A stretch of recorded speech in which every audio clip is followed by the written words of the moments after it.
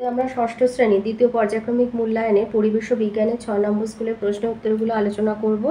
একের আয়তে বলেছে অমিল শব্দটি খুঁজে বের করো। ব্যাসল্ট, পিউমিস, গ্রানাইট এগুলো আগ্নেয়শিলা, তাই চুনাপাথর। 2 বলেছে গভীরতা বৃদ্ধির সঙ্গে সঙ্গে জলের চাপ বৃদ্ধি পায়। 3 খাদ্য শৃঙ্খলে শক্তির উৎস হলো সূর্য। 4 অনবীকরণযোগ্য শক্তির উৎসটি হচ্ছে প্রাকৃতিক গ্যাস। 5 সারা দেহে বিশুদ্ধ রক্ত ছড়িয়ে পড়ে যার মাধ্যমে, সেটা হলো মহাধমনী। 2 আছে শূন্যস্থান পূরণ করো। আয় লোহার প্রধান আকরিক হেমাটাইট। 2 হচ্ছে এসআইতে বলের একক নিউটন। 3 শরীরের কোথাও কেটে গেলে রক্ত জমাট বাঁধতে সাহায্য করে অণুচক্রিকা। 4 তলের মসৃণতা যত বেশি হয় ঘর্ষণ তত কম হয়। 5 উদ্ভিদের বৃদ্ধি পরিমাপ করা হয় অক্সানোমিটার যন্ত্রের সাহায্যে। সত্য মিথ্যা বলতে বলেছে 3 আয়তে আছে বলেছে একটি ফুসফুসে প্রায় 10 লক্ষ বায়ুথলি থাকে, মিথ্যা, ওটা 10 কোটি। 2 দৈত্যাকার দেহ গঠনকে ডোয়ার্ফিজম বলে, এটা মিথ্যা। জাইগ্যান্টিজম বলে, ডোয়ার্ফিজম হচ্ছে বামনত্ব। 3 ওজন হলো স্পর্শহীন বল, সত্য। 4 আয়তে আছে ম্যাগমা কাকে বলে, এটা বইয়ের 55 পাতায় রয়েছে।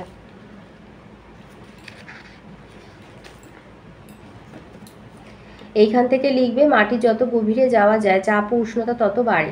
পৃথিবীর গভীরে চাপ আর উষ্ণতা এতই বেশি যে সেখানে পাথর থাকে তরল অবস্থায়, একে বলে ম্যাগমা।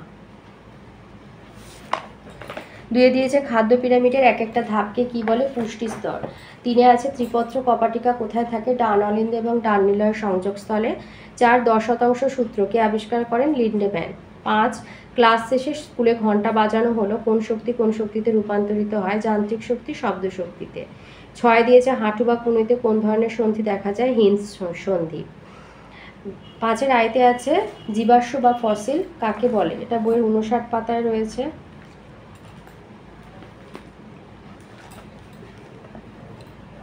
এই যে আজ থেকে অনেক কোটি কোটি কোটি বছর আগে শামুক, মাছ আর সাপ বেঁচে ছিল, তারপরে একদিন মারা গেল। মাটিতে বা জলের নিচে পড়ে থাকতে থাকতে দেহাবশেষে নানা পরিবর্তন ঘটতে লাগলো।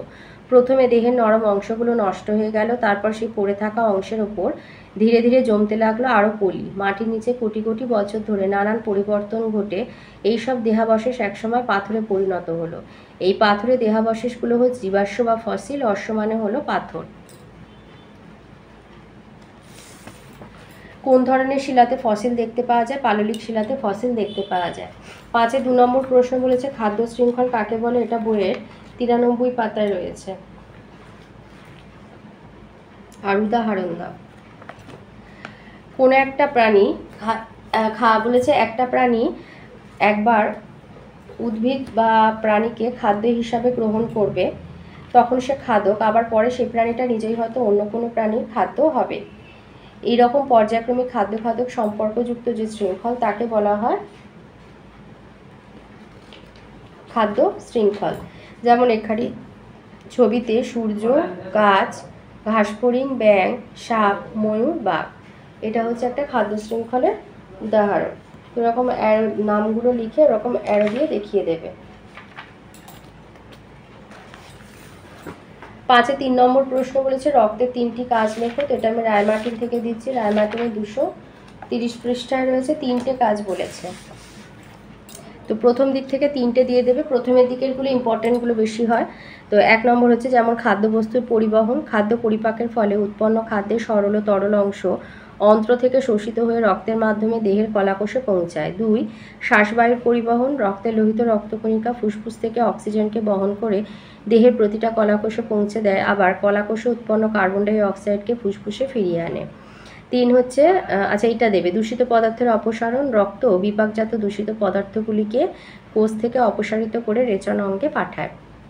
তো এই ছিল আজকের আমাদের ষষ্ঠ শ্রেণী দ্বিতীয় পর্যায়ক্রমিক মূল্যায়নের পরিবেশে 6 নম্বর স্কুলের প্রশ্নের উত্তরগুলো।